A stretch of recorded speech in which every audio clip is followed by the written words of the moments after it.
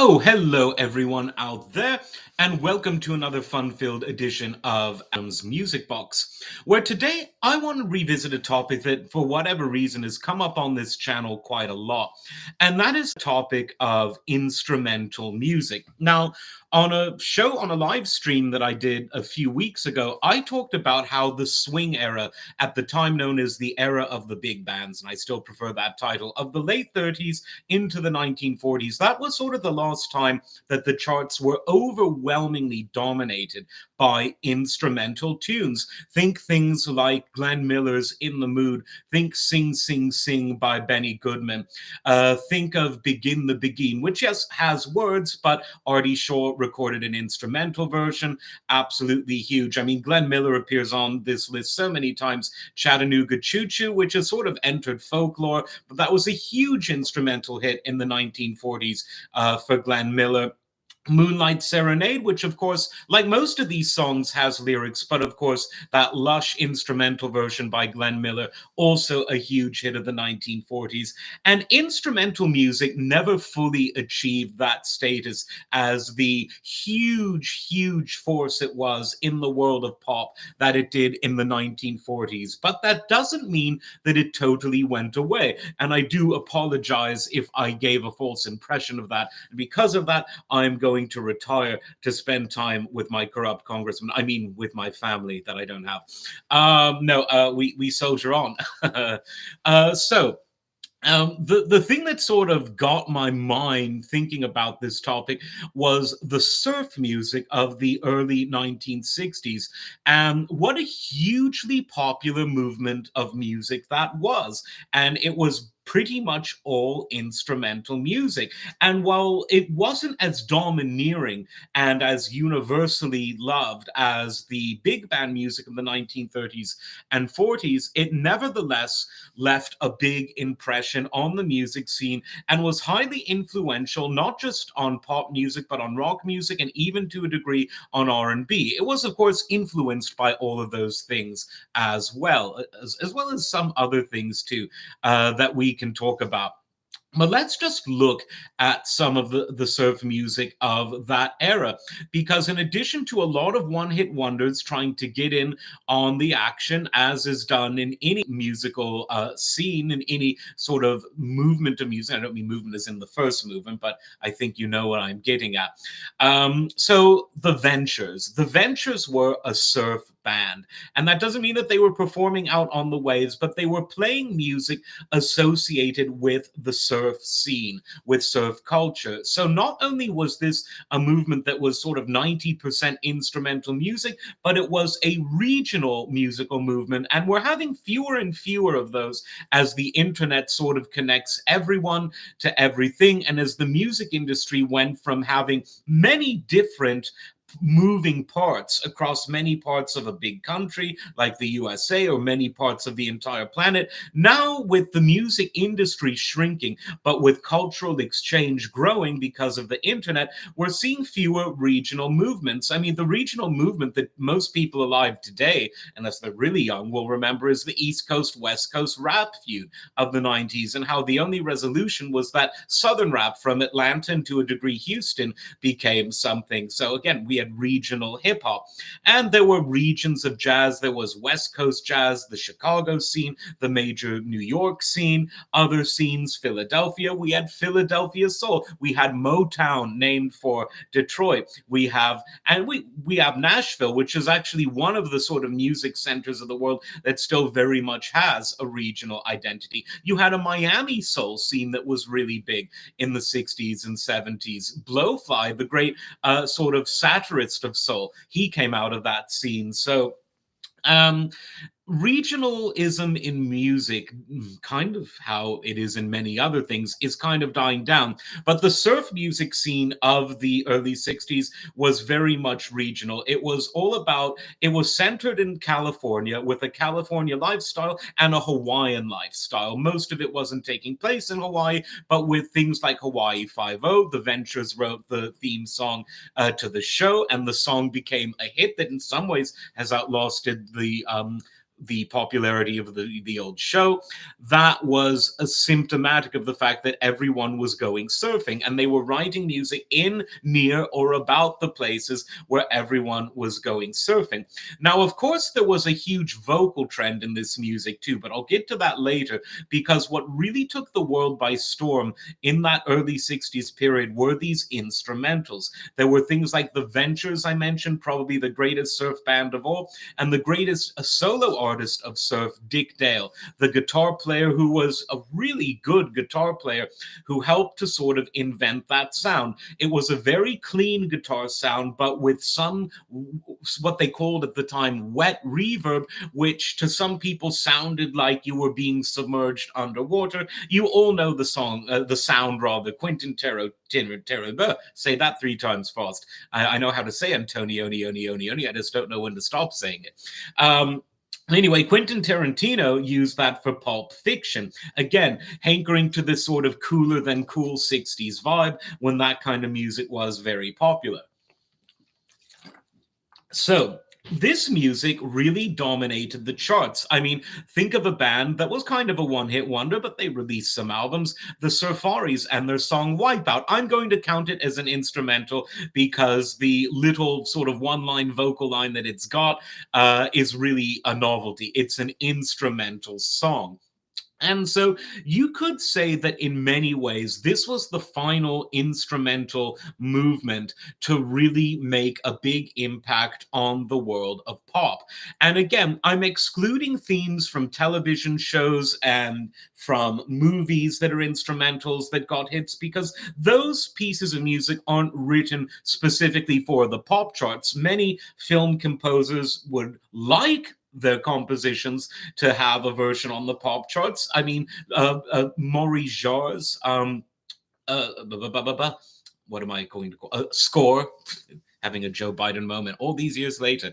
That score to Dr. Zhivago, Laura's theme, became a huge pop hit for the 101 String Orchestra, for vocalists who put words to it.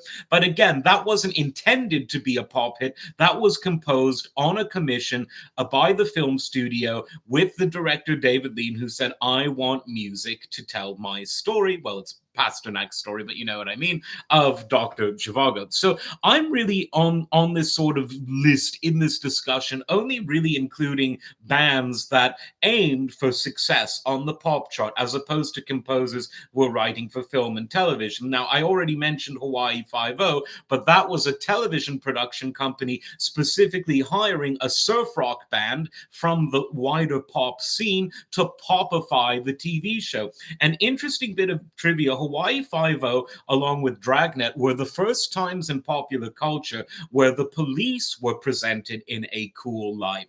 When you look at the film noir of the Hayes era, and when you look at the mystery films of the pre-Hayes era, you can really see, and by Hayes I mean the Hayes Code, you can really see that in many cases police are portrayed as corrupt. They're portrayed as sort of the offshoots of a Tammany Hall mentality. They're in league with some organized crime gangsters against other gangsters. But in the 60s, when you actually had later in the 60s, quite fortuitous what they were doing in the early 60s, you had things like the riots at the DNC convention in 68, you had the civil rights movement, and all of a sudden, police were being portrayed not just as righteous, but cool. Gone were the days of film noir where they were taking bribes, and now they're hipper than hip, doing the righteous thing and looking and sounding good while doing it. That's just sort of an aside there.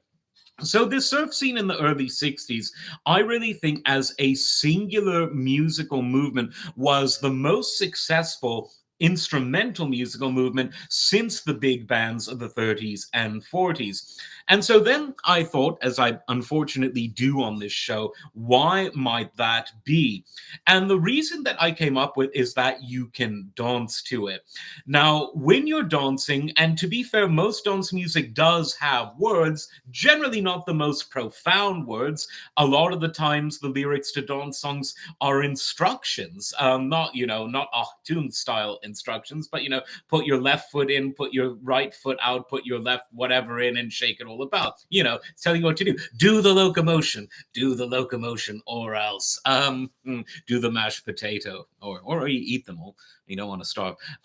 Anyway, so instrumental music in the pop world, because of course in the classical and jazz world, the majority of things are instrumental. But in the pop world, most things are songs. They are music set to lyrics, or lyrics set to music, depending on the particular writing process.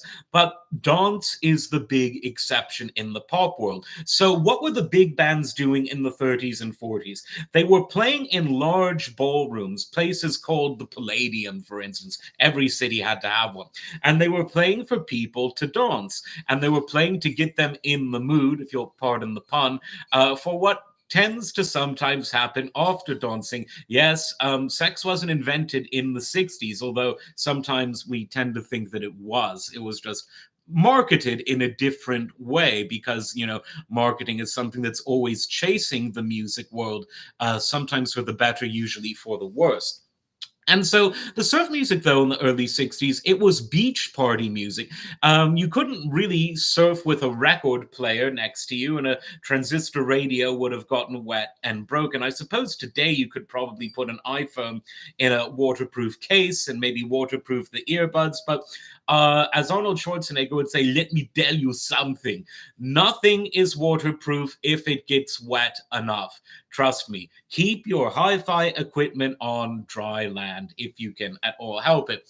So they weren't actually listening to the music while surfing, but the idea was that, the dance parties held on the shoreline and on the boardwalk, you would hear this music. It was shown in movies. It was shown in TV shows. The album covers have the surfboards and the pretty girls and the surfer dudes and the whole thing.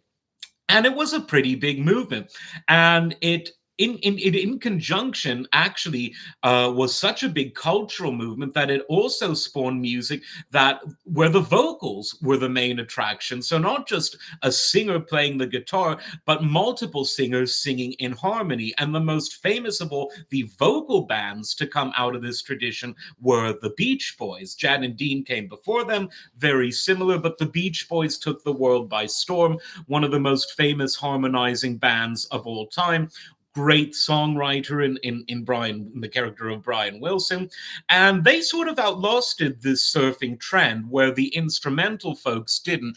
And the reason for that is probably because, being the prolific songwriter that he was, Brian Wilson tended to take the sound away from the surfing culture and from the car culture that happened right next to the beach. So by pet sounds, they were talking about love and relationships and even philosophy. I guess I just wasn't made for these times. It's philosophy, simple, but philosophy nevertheless. And they were talking less about the cubic inches of engines and the best places to catch the surf. Ironically, now, engines no longer have cubic inches because they're electric motors, and the beaches in California are all polluted from the remnants of houses that burned down that weren't cleaned up in time because of government corruption. So much for bubbles being burst. So anyway, as I got on to this tangent about surfing, I thought, well, was that really the final singular movement when a musical genre was popular by making music that was instrumental? In the big band era, of course, you had lush arrangements. In the surf era, you had that lead guitar sound that was made popular by Dick Dale and the Ventures and others. And I thought, well, that's it then. But then it hit me. Everyone in the mid to late 70s was dancing. They called it disco. I've done videos on it. And I thought, right, are most disco songs instrumental? Well, definitely not. Most disco songs have lyrics about feeling love or joining the Navy, or staying alive. Sounds a lot more serious when you say it that way, because, you don't join the Navy just for fun. You do it out of a sense of duty. And staying alive is something that we're all trying to do. And that is not easy. But it is when it's set to a 4 on the floor dance beat and your nose is being plied with things to keep you alert and awake all day and all night. But of course, because it's a dance-based movement, there were instrumental songs.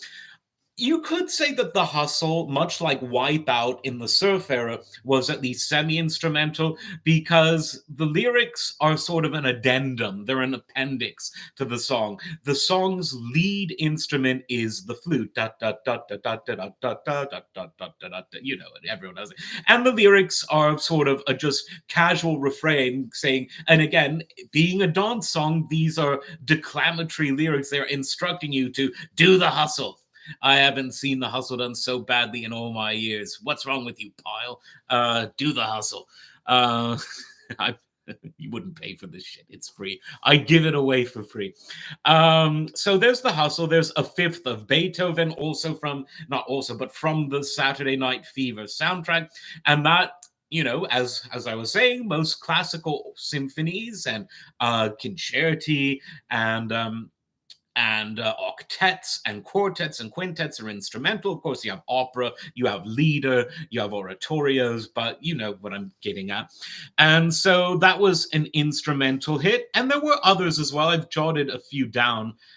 If I can find them. Of course, this was one that I talked about recently. There was Love's Theme by the Love Unlimited Orchestra, Barry White's instrumental orchestra with lush strings, which in some ways was a smoother reincarnation of the big band, where the 30s and 40s were all about brass and winds, the 70s were all about lush strings, and no one did it better than Barry White and the Love Unlimited Orchestra. Then there was MFSB, the backing band of the Philadelphia Sound, and then their song The Sound of Philadelphia, TSOP, along with many others, was a huge instrumental hit. Another funky dance song all the way from that land of funk known as Scotland, the Average White Band. They did quite a lot of instrumental songs, but Pick Up the Pieces was one. And again, they have novelty lyrics at the end. Pick up the pieces. All right, pick up the pieces. But, you know, it's an instrumental song with a minor lyrical refrain, much like Wipeout and The Hustle. I'm going to class that as an instrumental hit. Let me know what you think. And Herb Alpert, who had loads of instrumental hits in the 60s in what some call the lounge genre, but it very much translated to the pop charts. So, again, at the same time as this surf music was going on for the young people of the West Coast, the LA based Herb Alpert was creating instrumental hits, bit jazzy, bit loungy, but huge on the pop charts for your more adult and sophisticated people. So the hip parents were listening, you know, up in LA to Herb Alpert while their teenage kids were at the beach listening to Dick Dale and the Ventures. Sounds like a pretty groovy time, if you ask me. But Herb Alpert wasn't done because he caught on to sort of the jazz disco fusion craze of the late 70s with a huge comeback album and the hit single from that, Rise, which was not only a hit in 1978, but it's been sampled so many times throughout hip hop. So that has really brought him not only a revival in the 70s, but one that frankly is huge even today. You had other hits from the 70s that were instrumental in the rock world, most of them limited, pardon me, to the progressive or experimental side of rock, but Edgar Winter, so talented, multi-talented, keyboards, guitar, drums, vocals, great writer, great arranger, and his hit, Frankenstein, became an unlikely rock hit, which had an unforgettable hook that you couldn't sing lyrically, but everyone knows da da da da da da da da da da da da. You could even hear, I'm sure Beavis and Butthead have sung. It's one of those riffs that you just want to sing. So that, not in the disco world, but in the rock world of the 70s was a hit. And yeah, in the prog rock world, huge sort of large instrumental sections. Although interestingly, it's hard to think of a prog rock band that was purely instrumental. I'm sure I'm forgetting some. Obviously, in the fusiony world, you do, but in the strict traditional prog rock, you know, Yes had a great vocalist, John Anderson. ELP had the great Greg Lake. King Crimson did a lot of instrumental work, but they always had a vocalist in the band. Genesis had two vocalists in the band. One of them played the drums, but you see what I'm getting at. So again, I'm focusing more on the poppy side of things. And while Frankenstein is rock, it was a surprising pop hit for a rocker who really knew how to do his things. Now, as time goes on, we have fewer and fewer instrumental hits because, like I said, the only time where you could maybe see all of the big hits being primarily instrumental was in the big band era.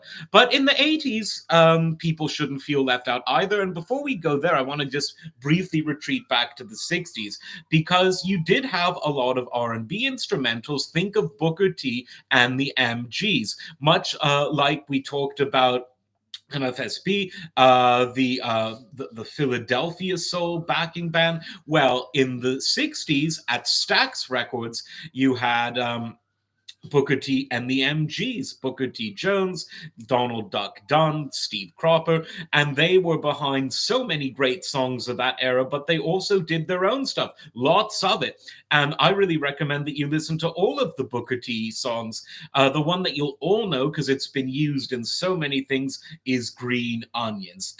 Da, da, da, da, hard to sing chords, but there you go. You'll know. Google Green Onions, you've heard it, and then check out Soul Limbo, Hip Hugger, Time is Tight. So many great hits. And at the end of the 60s, you even had a sort of classical pop guitar sort of fusion piece called Classical Gas by Mason Williams, who inspired a generation of guitar players. That was before Stairway to Heaven and Smoke on the Water. Who would have thunk it? But Mason Williams was great. So definitely check him out. So now that I think we've exhausted sort of the 30s, 40s, 50s, 60s, and 70s, let's go to the 80s.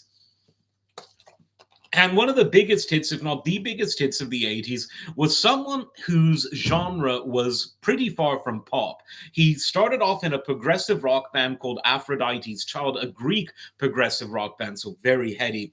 And then he started doing increasingly minimalistic compositions throughout the 70s. And in the early 80s, he continued to gain fortune and fame through soundtracks. I'm, of course, talking about Vangelis, the great Greek pianist, synthesizerist, and composer. And he had many popular soundtracks that he sold, but one actually made it onto the pop charts, and that was the opening title to Chariots of Fire. You all know it. Da da da da da da da da da da da. We've all heard it. And that was big in the 80s. And there were other pop soundtracks that had instrumental hits that captured the imagination. One of my favorite musicians of all time, Jan Hammer, wrote the theme to Miami Vice, a show I've talked about a lot because they were famous for licensing loads of existing pop, dance, and rock songs and putting it in the shows. They must have spent a lot on licensing, but they did get Jan Hammer to write their original theme song, and that was big. And he also did all of the sort of score for the show with his synthesizer. And then there was, of course, Harold Falkheimer in 1985 with Axel F. Again, we're getting to most of these coming from movies and TV as opposed to standalone hits like the Safaris or Glenn Miller or Booker T or the disco acts of the 70s. But nonetheless, we have instrumental songs that were big, but usually associated with something dramatic. And Axel F was, of course, from Beverly Hills Cop, Eddie Murphy's huge film. We all know that one. Bum bum bum bum bum bum bum bum bum bum bum bum bum. We've all heard it a million times. And of course, in this going back to the 70s, you had other hits in the prog rock world. How could it escape me? You had Mike Oldfield, who was a kind of prog rock. You could call him atmospheric, you could call him many things, but Tubular Bells was his biggest hit. Definitely in the progressive world. Brian Eno, definitely not pop, but doing a lot of instrumental minimalist music. And then you had people from the jazz world of the 70s crossing over and having instrumental hits. George Benson's Breezing, Chuck, before he was the spokesman for Megalomart, you had Chuck Mangione with Feels So Good. Don't overlook him, though. He has some serious jazz fusion stuff. Yes, he has the instrumental pop tunes, but he also had some serious fusion stuff. Then we get to the 90s, and I struggle to think of any instrumental hits from the 90s. Yes, there were things that it wasn't called that in the day, but things from film and from video games that you can consider culturally important instrumental music. There's the Mortal Kombat song, there's the Mario Brothers song. But in terms of things that were by pop musicians, whether for a movie or TV show or otherwise, or more importantly, things by musicians on the pop charts, instrumental music written just for that purpose, there's not much. Hat tip though to DJ Quick, because Quick's groove and a lot of things that DJ Quick did were instrumental in the hip hop world. And while the instrumental stuff that he did didn't really hit the charts in a huge way, I think that if you're looking for instrumental 90s music, you should definitely check out the instrumental music that DJ Quick had on his otherwise rap albums. So he was great. And now that we're into the 21st century, I mean, other than video game music, which has become a very important genre, both artistically and commercially, I'm struggling to think. But if you know of any, definitely let me know. And I'm sure that you can think of other things out there, not in radio land, but in YouTube land. So keep me posted. Let me know in the comments if I've missed any. I'm sure I've missed a lot, but that's what I was thinking about today. So as always, remember to like and subscribe, and we will see you next time. Take care.